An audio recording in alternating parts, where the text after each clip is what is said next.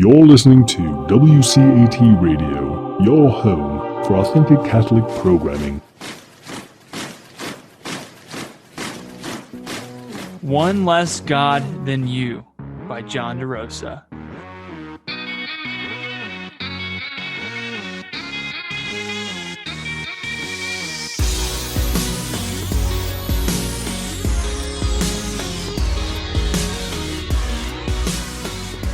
Welcome everyone to Polycarp's Paradigm. My name is Eric Robinson, and I have the privilege today of interviewing John DeRosa, who's been on the show several times with Pat Flynn and I. We did a round table of the three of us, got into a lot of interesting discussions about God, apologetics, and all that.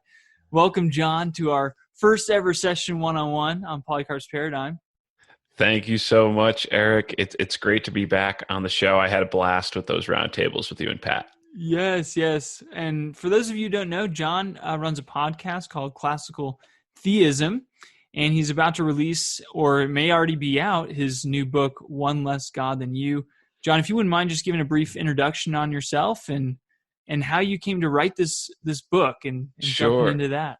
Yeah, so no, I'm a Catholic living in New Jersey. I'm also a math teacher for my day job, but I've always been interested in studying Catholic Christian ideas.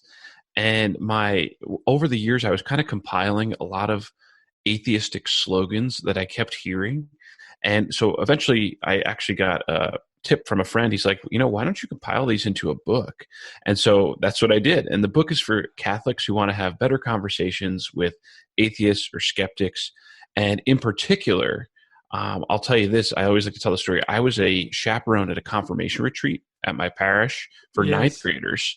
And I'll tell you, in that 7th, 8th, 9th grade years, that's when students are going to start to really, question things and want to think deeply about their faith. And a lot of those people, they're hearing these type of slogans from their peers. Even like in the small group I was running, like one of the students who said he was an atheist and was giving these types of slogans and so forth. And I think it's important, all Catholics, not every Catholic is going to study the nitty-gritty philosophical details and get PhDs and all of that. But I think every Catholic should have something to say about the popular issues of the day, and particularly if they're working with young people, their own kids, or people in their parish, they want to be able to at least have something to say to answer some of these slogans. So what I did is I started out with 10 of them on my website. It was like an ebook, and then it was 12, and then it was 13, and then now it's up to 20. So I kind of just kept adding to the list over time, and then this book will kind of take you through and show you how to answer them. Wow. So how long has this been in the making, would you say? Yeah, I guess, right when I started the podcast, so probably about 2.5 years ago, that's when I started the PDF of it, and then I just kind of kept adding to it as I could think of them and see them. And what's crazy is some of these slogans, and here's the thing, people who have been in this conversation and so forth, they might say, oh, well, some of these, these aren't the strongest arguments. And even the title, like, I believe in one less God than you do, that comes from a popular objection. That's not the strongest objection to religion, but these are really the ones that people are hearing. And, you might be at a family event, you might be, again, like in a CCD class, even younger students, and you want to be at least conversant with these.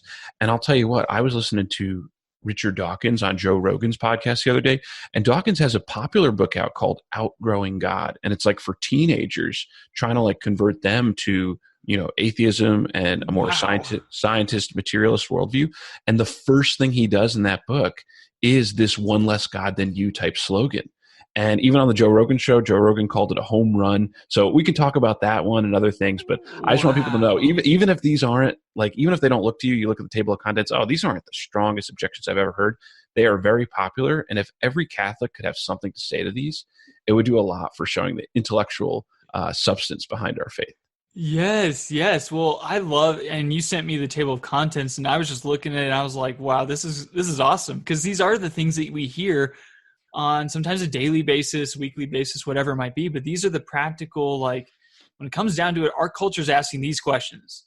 And so we have to have responses. And so I'm excited to, go over some of these with you and our listeners, and just giving us a taste. Obviously, like, the book will be out that everyone can buy. Yeah, and by the way, I'll just clarify. It should, by the time of this recording, I think it will be out. So, but Yeah. everyone can go, I'll have a link that I can give you at the end again, but it's going to be classicaltheism.com/new book. And Okay. that'll link you right to the page. If it's not out yet, it'll be out very soon. Or by the time this recording drops, it should be out. Awesome. And you can feel free to answer these questions, these objections that you put in your book as thoroughly or as quickly as you want. Obviously, you don't have to go through the whole chapter, but Actually, before we dive into the Yeah. individual chapters, could I give you a couple of the principles from yes, the intro? Okay. yes, These are just yes, really yes. succinctly 5 important principles I put for answering these slogans and getting to these. And this is where I got a lot of inspiration from guys like you and Pat Flynn. For the first thing is just, prayer. The first principle, pray every day. If you're going to be having these conversations with people and skeptics, it can sometimes bog you down. It could be disheartening. I went to that retreat. I was like, wow, I can't believe all these students, a lot of them are not taking the faith seriously at all. And it's going to be very easily to get weighed down if you don't have a prayer life. So set aside some time, pray every day. Catechism has a great section on prayer. You can build that up. And you've done, a lot of great episodes where you're mentioning different things about that. So that's the first principle. Second principle is when people are pressed with a slogan or like an objection to religious belief, they think everything weighs on them. Like if they don't come up with some super cool quick response, then the other person wins. And that's not how it works in a dialogue. So what I tell people is whenever possible, ask questions rather than make statements. So first principle, pray every day. Second principle, always start out with questions. Find out where the other person's coming from. They're a person just like us. We believe they're made in the image of God. We want to see, what exactly is at the heart of what they're saying and treat them well. So ask questions to find out more. Third, don't just let them get away with vague criticisms. That's like a basic thing with the Catholic Church. They'll be like, the Catholic Church, I just don't like it because they're against science. There's all that stuff with the Crusades. When they offer like these vague, wishy-washy criticisms, you got to get more specific. Be like, well, hey, what are you talking? What do you mean? Tell me more about this science objection. Like, don't just let them get away with vague objections. Fourth thing, apologetics. And you've been in this space for a bit, studying the difference between, specifically Catholic apologetics. You can have a type of apologetics aimed at showing the truth of theism over atheism. You can have apologetics for Christianity. Whatever level of apologetics you're talking about, I've always found it's most helpful to those who are already somewhat open to the faith. If you're trying to do, like, you could be like the best apologist ever. And I listen to Catholic Answers all the time, Jimmy Akin and Trent Horton. Those guys are awesome. But if you're talking to someone who's like not in any way open, you can't expect them to convert in 3 seconds because you gave some awesome argument. Like, that's not how it happens. Yes. So part of it is, getting to know the person, moving them to a position where they can be open to the faith and showing them the value of Catholicism, the value of Christianity, and like voicing that and what we get out of our faith and our testimony and all that. So just realize that you're not going to just go out there with your, the way I phrased it on another podcast, it's not like apologetics is like the sword of Gryffindor that you could use to slay any enemy, like automatically. It doesn't work like that. Oh man, too bad. But I will say this. If you find someone who's seeking and who's open and who like genuinely wants to know more, I think it could be very powerful for them. And those are some of the best conversations I've had, with my college roommates and other people who showed some openness, and then we get to there. And then the fifth thing is just don't be a jerk. Don't neglect the soft skills of evangelism. When you get in apologetics, people say, you can be prone to pride, think that you have all the answers, and it doesn't work like that. So the soft skills are just like being polite, getting to know the person, praying for them, asking about them, seeing how you're doing. And this as well. It's a lot easier when you're friendly with someone or close to someone to talk about, some of these deeper issues. You're not going to dive into, someone's emotional pain and suffering in a first conversation if you've just met them. That's just not how it works. So those are 5 principles: prayer, ask questions, don't let them get away with vague criticism. It's useful to those who are already open, and don't neglect the soft skills of evangelization. That reminds me of the verse in 1 Peter, always be ready to make a defense for anyone who asks you for a reason for the hope that's in you, yet do this with gentleness and kindness. And that's so important. And it also talks about in Ephesians, speak the truth in love. And it's something that this reminds me of too, is the whole idea of accompaniment. I think I'm really, really getting into that idea lately because I've had several conversations with friends that I'm like, okay, they didn't have like a full blown like conversion, but there was like a baby step in the right direction where it's like, I'm going to celebrate that, and I'm going to celebrate that with you. You know, one of my friends recently said, and he's not a Christian at all, but we talked about Jesus' teaching about forgiveness and how if you don't forgive, like he won't forgive you. And he was like, hey, Eric, I forgave this person that really wronged me. And I just celebrate with him. It's not like he hasn't become a Christian yet or anything, but like he did that. And I was like, yes. And so I think with these conversations too, it's like, hey, if you can just crack the door open even a little more, if you can just answer a little bit more and have that relationship, have that journey with them, that's a huge thing. No, and I love that. And one of the main questions, and I got this from a Christian apologist, Greg Kokel, is, towards the end of the conversation, you always want to offer something like, have you ever considered this? Offering something more for their consideration. And that could be a small goal. The goal is not to, convince someone and force them into submission that they just have to be a Catholic on the spot. That's just not how it works. Right. I love what you said with the accompaniment thing, because I see that's how God's grace works. God's grace works in the nitty-gritty, subtle details of everyday life. And, small movements at the beginning, over the course of years can lead to, people growing into tremendous saints. And I think that's what our faith tells us. So I'm all about that. You're not gonna crush someone, but you're gonna have something to say for each of these slogans that can move the conversation forward. Yes. Well, are you ready for the quiz this morning? Let's do it. All right. Well, I kind of want to start with that title. I'm going to pretend to be the atheist, okay, or the one that's kind of open to faith, but I have these objections, John. Okay. You know what, John? I just believe in one less God than you. What do you have to say about that? Yeah. No. It's and just to give you a little more setup. I'm sure you don't believe in Zeus. You don't believe in Thor. You don't believe in, thousands of other gods, right? Right. That's right. And so like you probably want to be consistent. And so you just go one God further in rejecting the God of the Bible. That's how this objection, is that a fair, representation of your position? Yeah. I mean, we gave up all that superstitious stuff long ago, and yeah, I mean, you believe in, someone maybe a little more powerful than Zeus, but that's not what I believe. Yeah. So one question I have about that is, if I was going to start out asking questions, and if you want to go, I could just role play this with you and we could keep doing that. But so do you think all of those gods are the same? And if so, can you explain more? Oh, well, I mean, no, there was the goddess of love, like Aphrodite. There was the god of war, Aries, I think. There was the hunter god Artemis. And so, they had different functions, but Zeus was like kind of the head honcho. And he actually had relations with someone, and they gave birth to Hercules. But everyone just knows that, like, that's just silly and that's stupid. And we know science just shows us that, okay, human beings cause wars, not these gods. Or love is just a human thing. It's not like this goddess Aphrodite does anything. So that's interesting. Let me see if I follow you here, because it's interesting. You brought up science, and we could talk about that too, because that's another common thing. And I'm a Catholic, and I love science, and I think it's very important to find out more about our world. But when you were bringing up those different gods, I think I kind of follow you. And I think most people, even of those cultures, a lot of people recognize that those were stories, sometimes mythical in nature, just meant to tell something. Do you think those are, directly analogous to the Christian God, or to the God of the Jews or Muslims? Would you say like those are all kind of put them all in the same box? Or if not, what makes them different? Gosh, John, that's a good question.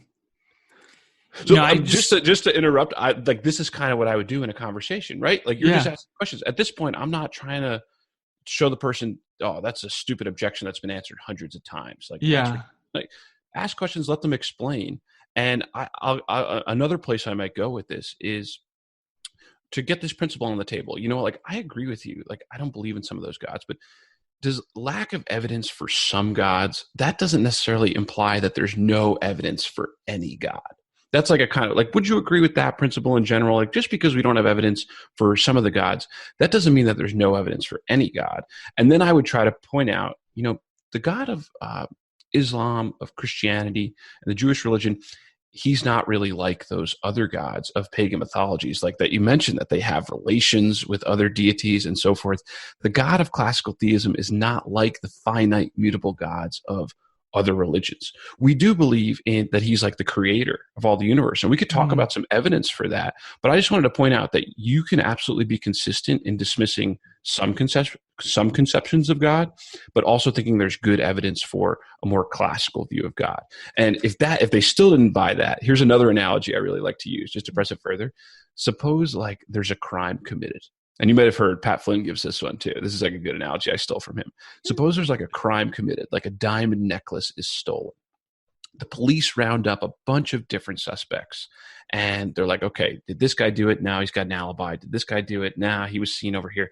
And they just dismiss, like, okay, they rule it out. Like, none of these 12 suspects could have been the culprit who stole the diamond necklace. So then they pull in some other guy who, it's kind of looking like he's it. But one of the detectives gives this sort of objection. He's like, guys, come on, we just dismissed all of these other suspects. We said none of them could have stole the necklace. So, I just believe in one less culprit than you do. Obviously, this necklace wasn't stolen. So would that be a logical conclusion from this detective?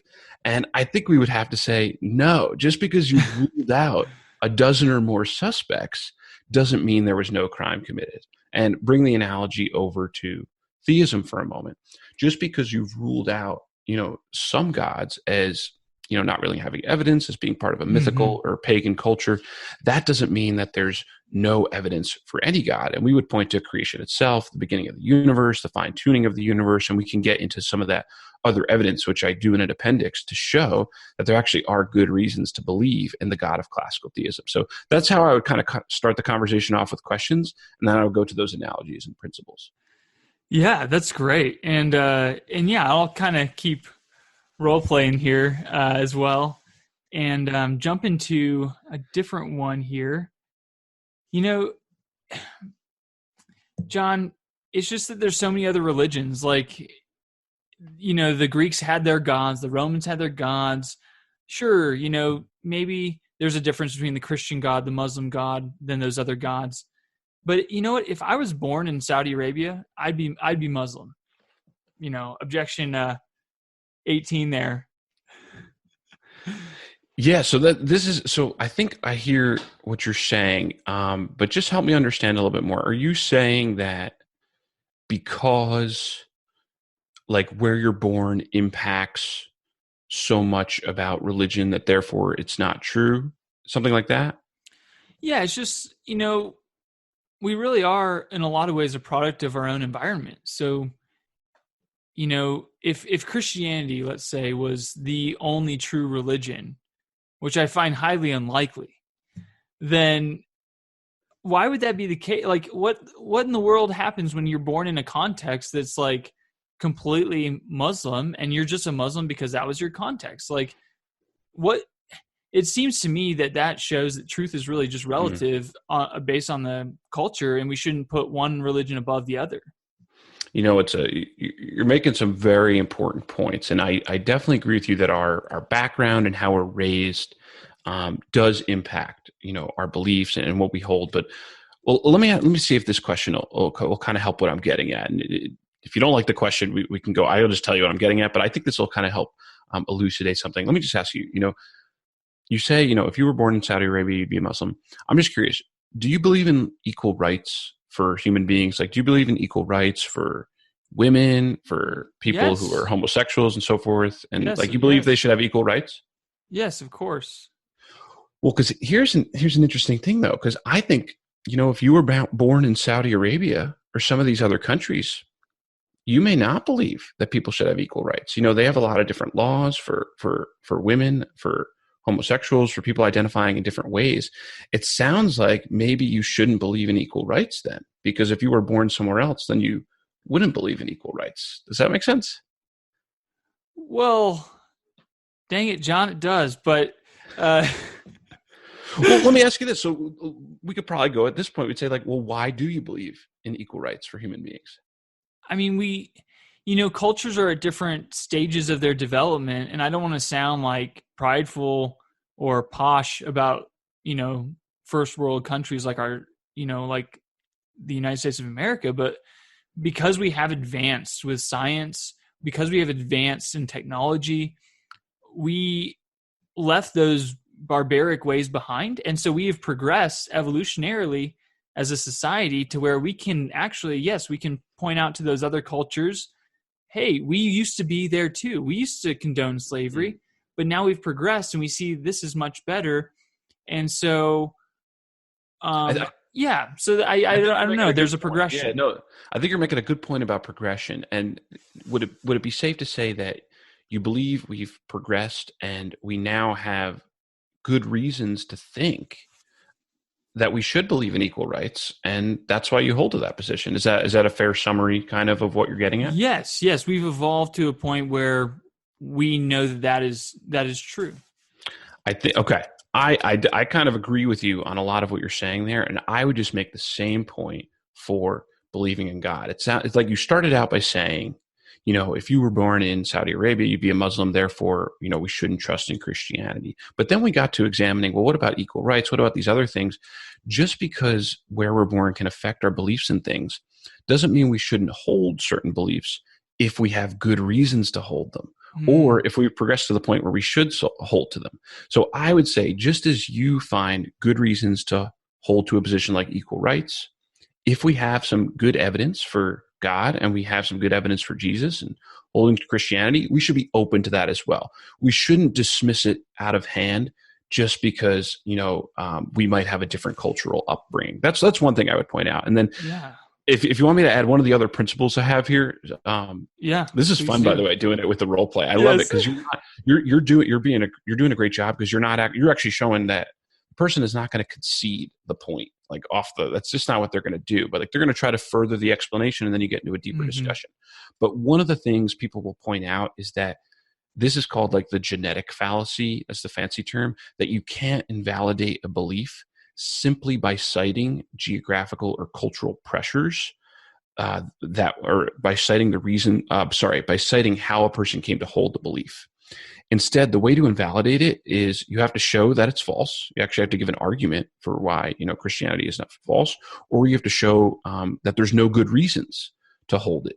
Just pointing to these geographic things doesn't do it, and that's why I like to use the example of equal rights, which I got from someone. Another example you could use is atheism itself. So if we did this again, another one, and I give this in the chapter, you might say, well, hey, wait a minute, Eric, if you were born around the year 900, you would have believed in God, so, does that mean, if you were born, so I misphrased it. Let me just say it again, because I don't have my question right in front of me. The only reason you're an atheist or a secular skeptic is because you're born in the year 2020 in this high first order country. And that's the reason, because you grew up with all this wealth and this place where people can question these things. If you were born in a different part of the world, or you were born in a different time period, you wouldn't be a secular skeptic. So does that mean you shouldn't be a secularist, or you shouldn't be an atheist? And the point is, no, you can't just point to that as the reason why someone should hold that position. You have to look at the reasons behind it. And there's another nearby worry I go into in this chapter. If you want, we could dive into it. But a nearby worry that people have is, well, what about those who never heard about Christianity? And I think Catholicism actually has a good answer to that. So did you want to go into that, or do you want to push on any of those things that I said so far? We can go into that. I mean, first of all, I would say, but John, you're right. I can't invalidate just because of other people's cultures, but I'm not an atheist just because...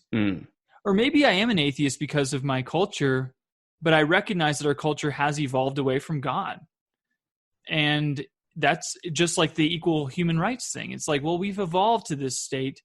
And if I'm an atheist because of my current culture that has evolved to this state, or whether or not I'm an atheist because there's good reason to be, I think those both go hand in hand, because our culture is atheistic.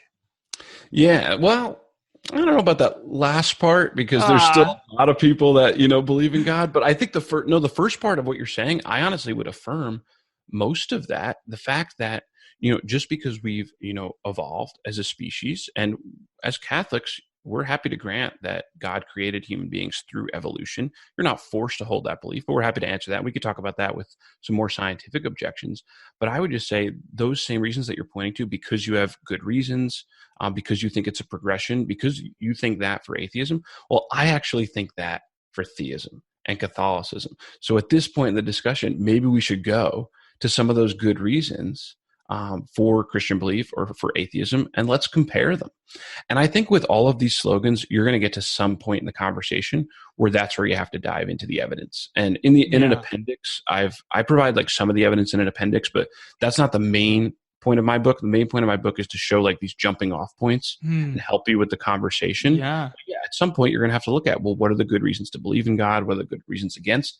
And let's weigh those and see if it's worth seeking that God exists. So that's kind of how I would go for the conversation from there. But notice how we're pretty much on the same page regarding the principle of the objection. Neither of us, and this is another thing that Trent Horn does really well, you want to try to find common ground. And it sounds like the common ground we're kind of finding is that, well, we shouldn't just dismiss a belief out of hand because some people in certain regions or certain cultures happen to hold them or grow up that way. Instead, we should critically examine them and find if there's good reasons to think they're true.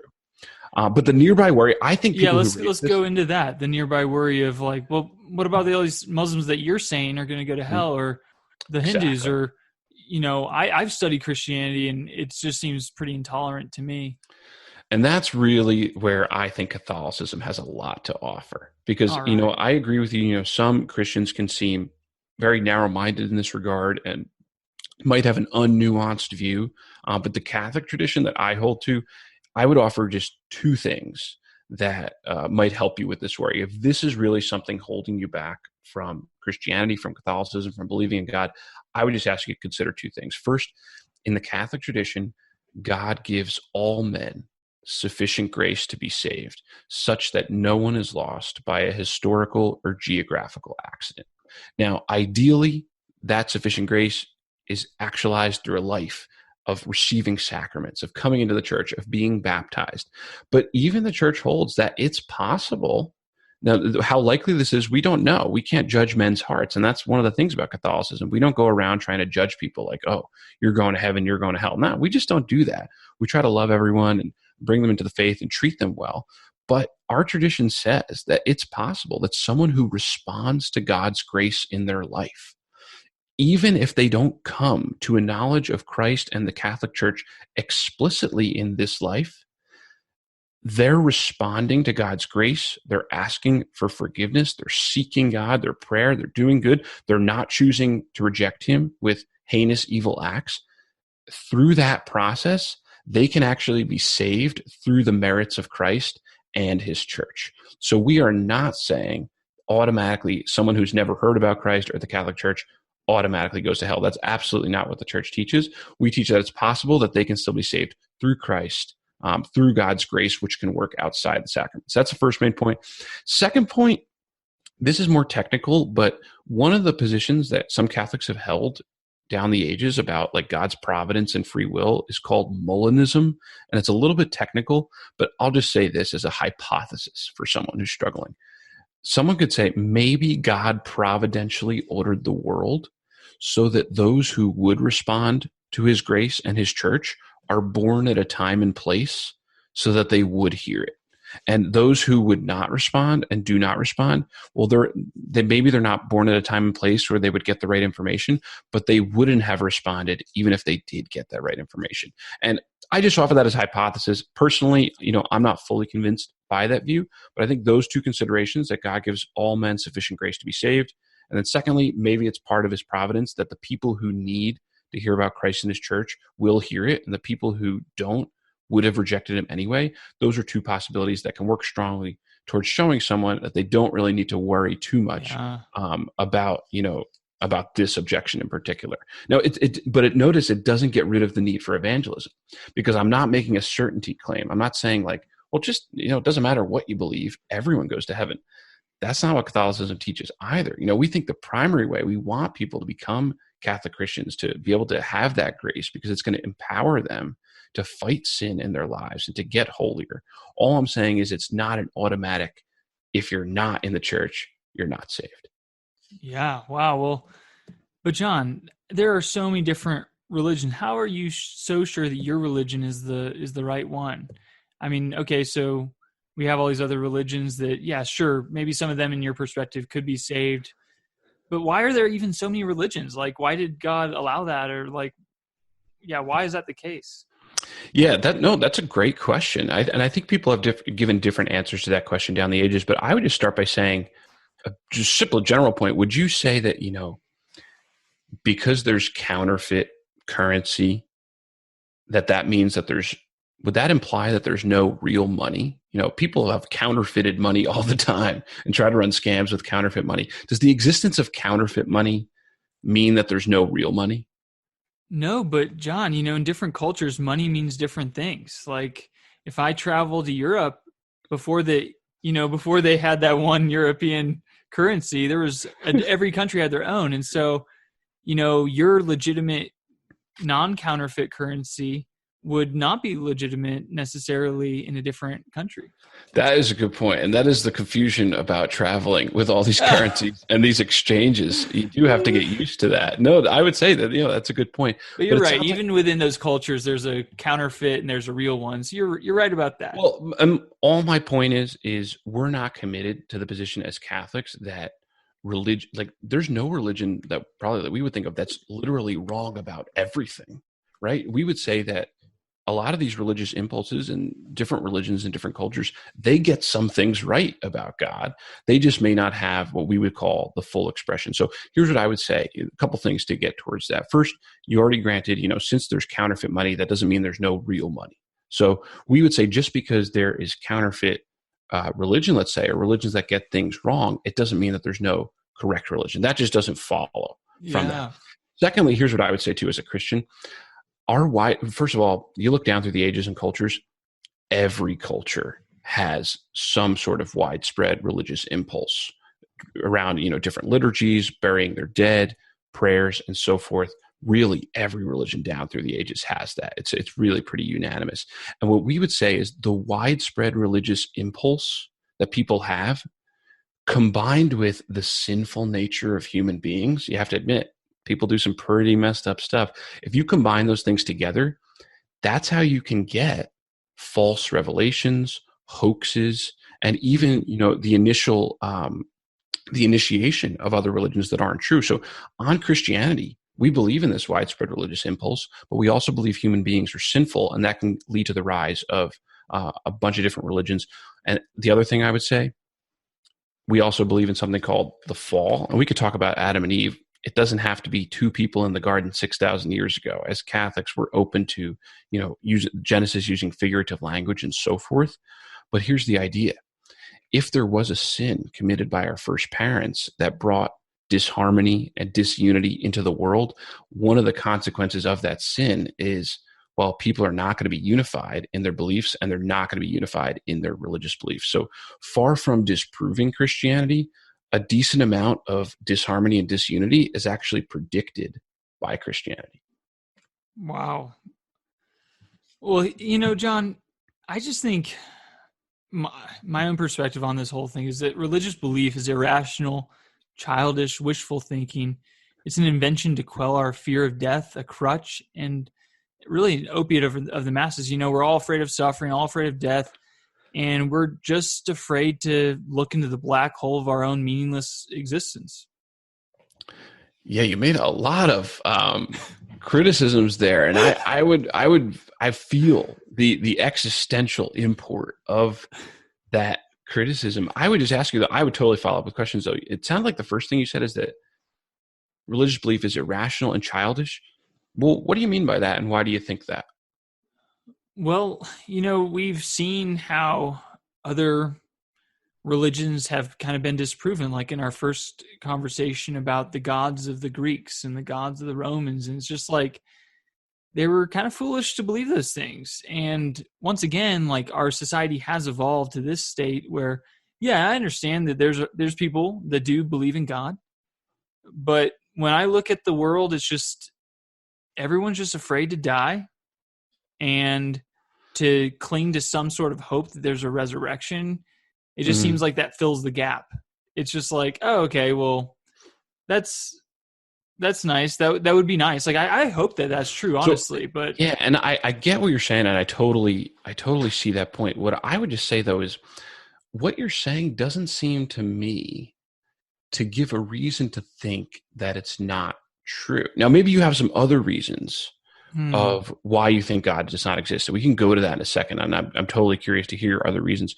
But here's why I don't just think viewing it as wishful thinking, as childish, as a way to quell our fear of death.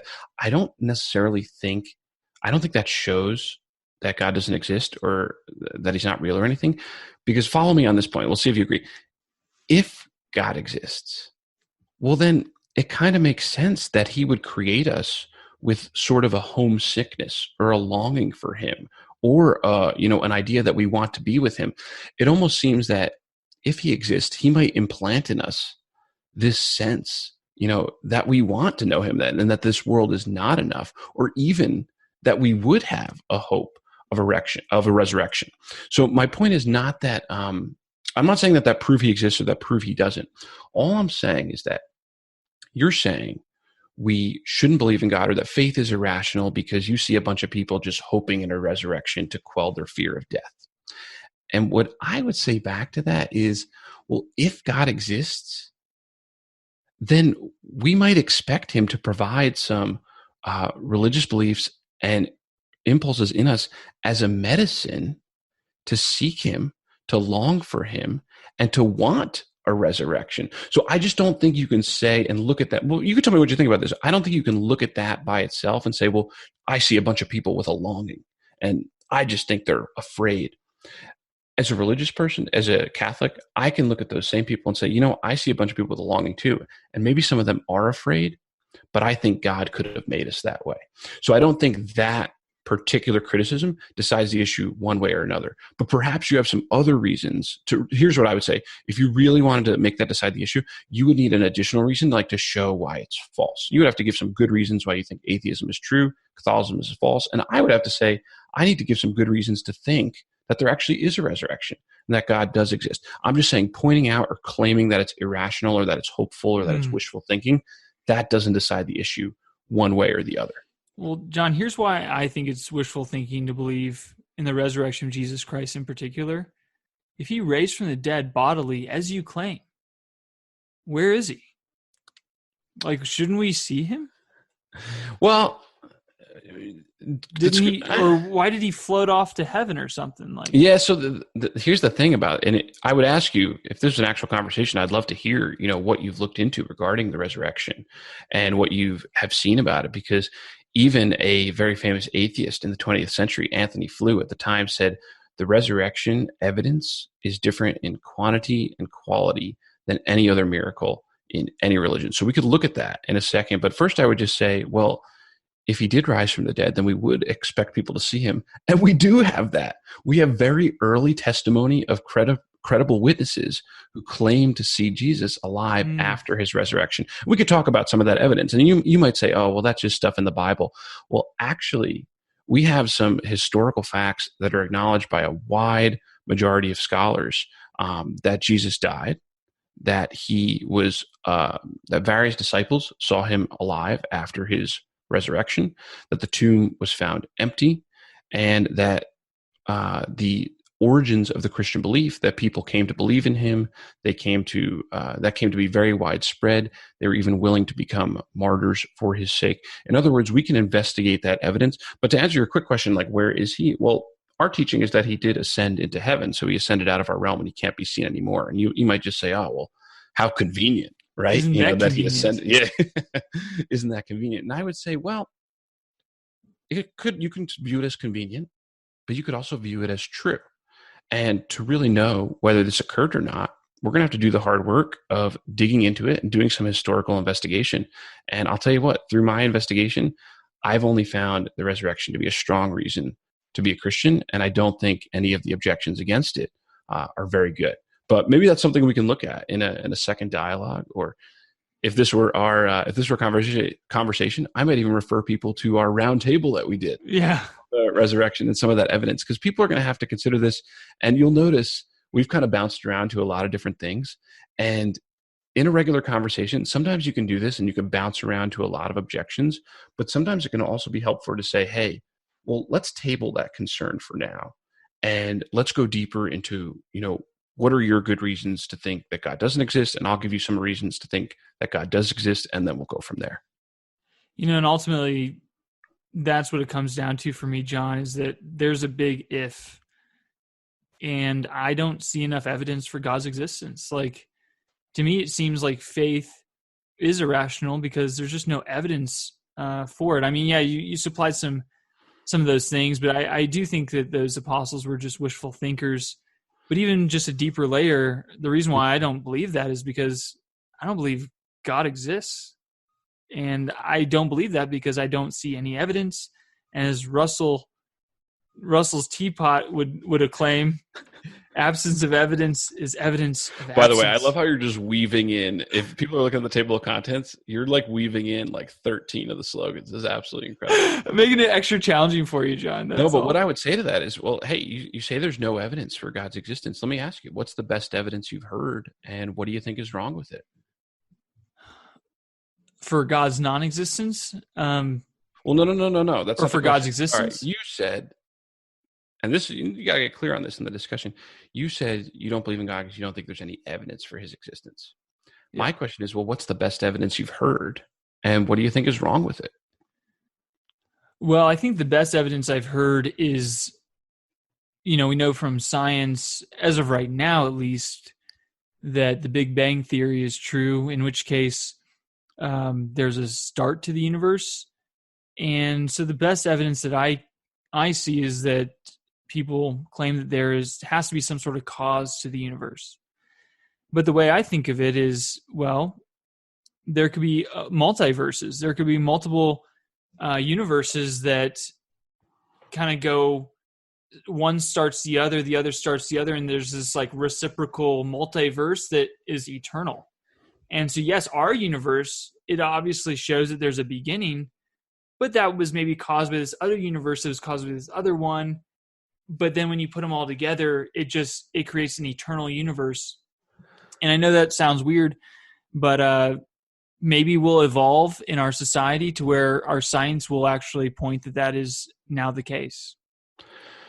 So, first of all, I commend you for looking into this, because it sounds like you've at least studied, some of the evidence before. Because I'll tell you what, I've asked that question to a lot of people, like, what's the best evidence you've heard? And sometimes they just say they haven't heard any evidence at all. But it sounds like you've at least put some on the table, and I want to credit you for that. But I would say let's explore that further. It sounds like what you're pointing at with the beginning of the universe is something called the Kalam cosmological argument. Have you heard that before? Is that kind of what you're referencing? I have, but please refresh my memory. So that's the, Kalam cosmological argument is one of the famous arguments for God's existence, and I happen to think it's pretty good. It goes back to the Middle Ages and Islamic philosophers and Christians, and they would argue something like this, like everything that begins to exist has a cause. The universe began to exist, and therefore the universe has a cause. And then we could do a conceptual analysis of what that cause is like, and maybe we can get to that in a little bit. But it sounds like you actually agree with the first part of that argument, that you think there's some good reasons to think the universe began to exist and therefore has a cause for its existence. You just have a couple extra worries about pushing it back to a step to some sort of multiverse, or right. Yeah, I know that our universe certainly, but that doesn't mitigate the possibility of a multiverse or multiple dimensions in the universe to also like cause that existence. So it doesn't have to be God. That's a good point. I think that's something worth addressing. And I think a lot of philosophers have done a lot of great work on this, and they kind of call stage one the idea of getting to something that is the cause of the universe. And then stage two, give some reasons for why thinking that is God. Maybe we can go into that, but I just want to make sure I'm following on stage one, because here's what I would also offer you. Some people point to a multiverse as, an explanation of like our universe. But what you can do is, and there's been some great scientific work done on this, I'll refer you to Father Robert Spitzer, who is actually a Catholic priest and a physicist. And he's done some work on these different theorems and theoretical physics and so forth. If you really want to dive into this, I think there's good reasons there. And he shows that even the multiverse itself could not have been past eternal. Even if you look at if you look at the Big Bang Theory, look at different models, and people have different actually conceptions of what they mean by multiverse and if you press it. But I would say even if you look at that itself, it actually couldn't have been eternal in the past. It all points to a beginning point.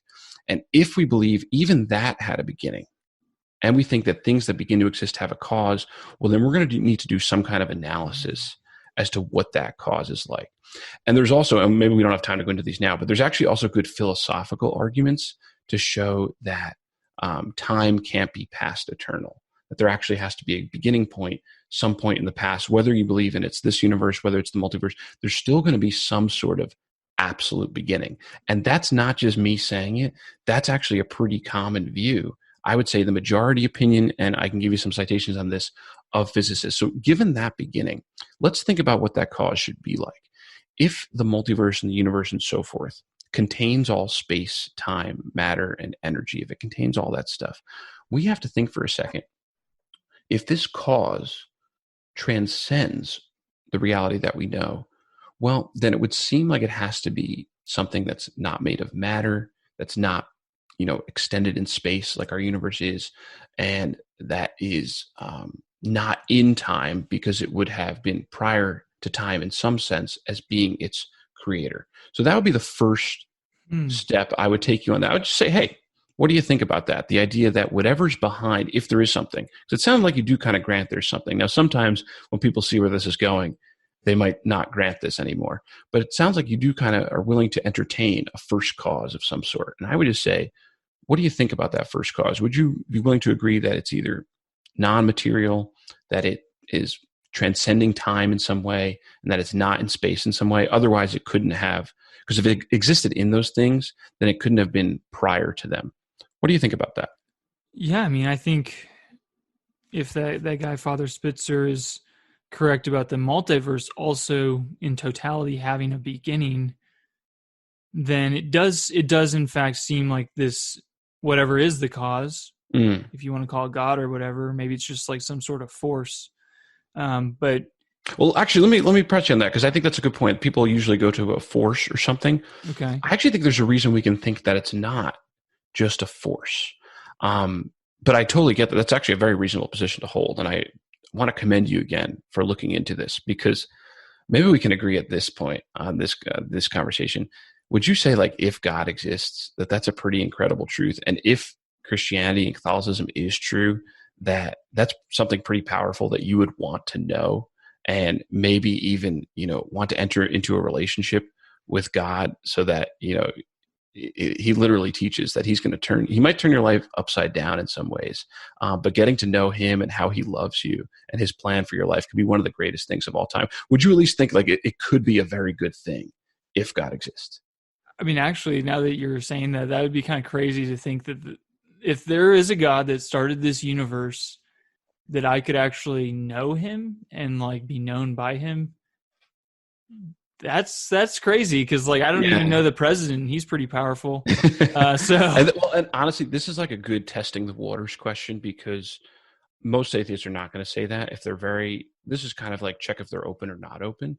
If they really don't even like the idea at all that God could exist, then part of what we're going to have to do in the conversation is provide some value to that idea and show them the goodness of Christianity, not just what it can do for folks in this life, the charity that people have done, the holiness of our saints. It would be great to have some examples of those, but also what it can mean for them and what it can actually do for them. So, because if you ask that question, like, well, would you want there to be a God, or would you want to know him and so forth? And you just get like a dead no, like that's disgusting, like it repulses me and so forth. Then there's going to need to be some tilling of the soil to open that person up, some grace, pray for them, of course. But showing, because maybe no one's ever shown them how Christianity could be good. Maybe they only ever confronted people who were arrogant, who were angry, who were saying that everyone else is going to hell and so forth. So you got to show some of that value. But where I was going with the force thing, sorry, I got off. Yes, no, that's great. So people would say it's a force. I think there's a good reason to think that the cause would be personal, or something at least analogous to something that is personal. And here's why. Imagine for a moment this transcendent cause of the universe. We've been talking about the Kalam cosmological argument. Whatever's at that beginning, whatever brings it all into existence, Suppose it was just some kind of impersonal force. If that's the case, then it would have to stand outside of space and time. Okay, you follow me on that? And all of the antecedent present conditions for bringing about the universe would have already been present in this impersonal cause, in an impersonal way, in this force. It would already have everything that it needs to create the universe. Why does that have to be true? Well, if it didn't have everything it needs to create the universe, then it couldn't have created the universe. So it needs to have all the power, we could say, or the stuff and the antecedent ability to create. Would you follow me on that part? That it's going to need to have all that stuff. Okay. So then here's the next step. Why then, if it already had everything needed to create the universe, then why hasn't the universe, or if you want to say multiverse, why hasn't that always existed? Why hasn't it been eternal? Because if this thing that had all that power, all that ability, all that stuff, if it already had it all packed into itself in an impersonal way, some kind of impersonal force, it seems inexplicable why the universe wouldn't have just always existed alongside of it. How would it switch from it not existing to it existing? And here's where I want to offer you a hypothesis. We can get out of this conundrum, this inexplicability, if the impersonal force is actually not impersonal, if it has something analogous to choice and it can choose to bring the universe into existence. That actually would make sense for the reason behind why the multiverse begins to exist or why the universe begins to exist, and it points to the personality of the cause. So I actually think we have some good reasons to think there's a transcendent cause of the universe. It's non-physical, non-material, it's not in space, and it's plausibly personal. And that to me sounds like we're on the way towards God. It's not the only reason anyone has proposed. I would love to offer you some more evidence. Perhaps in another conversation, we could talk about some of the fine-tuning evidence, the moral argument, and so forth. But hopefully, I know I probably haven't convinced you, but maybe I've given you a start to at least think that there could be something there when it comes to God's existence. I would say I'm cautiously open, John. So thank you for cracking the door of my soul open ever so slightly today. Very good. Well, John, it's been great talking to you. Yes, you did so amazing. Like, wow, this is awesome. And just want to encourage everyone. What I love that you did, because this is really, it's much harder. And this is kind of fun. Like as Catholics in our small groups, we can do this kind of role play. And just giving our reasons and such. Because I'll say some of the things I think I did okay, but some of them, what I wasn't aware that you did so well is you like intertwined the slogans together. And that's kind of when it's tougher because you brought up like evolution a lot and like the science objection. I got a whole chapter on people who are like, well, I don't believe in God. I just believe in science. But a lot of times people don't just say that. They intertwine it with like a couple of other objections. But hopefully I at least modeled a little bit how you can ask some questions to clarify the objections and then offer something more. Yeah. And I want to ask forgiveness for all the listeners out there who might be atheist, agnostic, whatever you might be. And I was providing a caricature for sure. Like I was trying to get the conversation rolling. So I don't believe that everyone out there would articulate these things the way that I've done it today. I'm just trying to get the role play out there. But yeah, John, so once again, just brief, where can people find you? And a little bit more about the book. Where can they get that and all yeah, that? Absolutely. Well, and I would say this book is nice because it's at popular level. Anybody can pick this up, read it, and get something from it. Head over to classicaltheism.com/new book.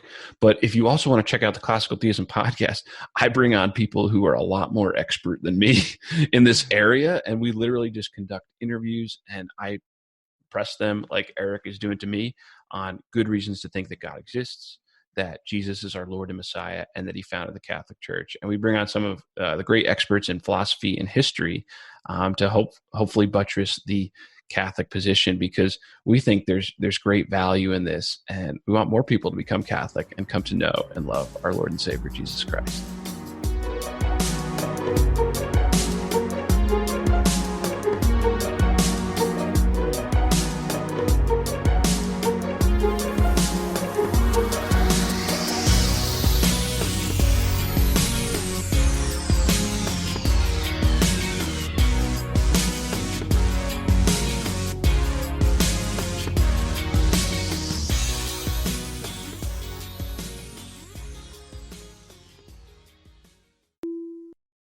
WCATradio.com has a show for every interest: apologetics, theology, moral living, and more.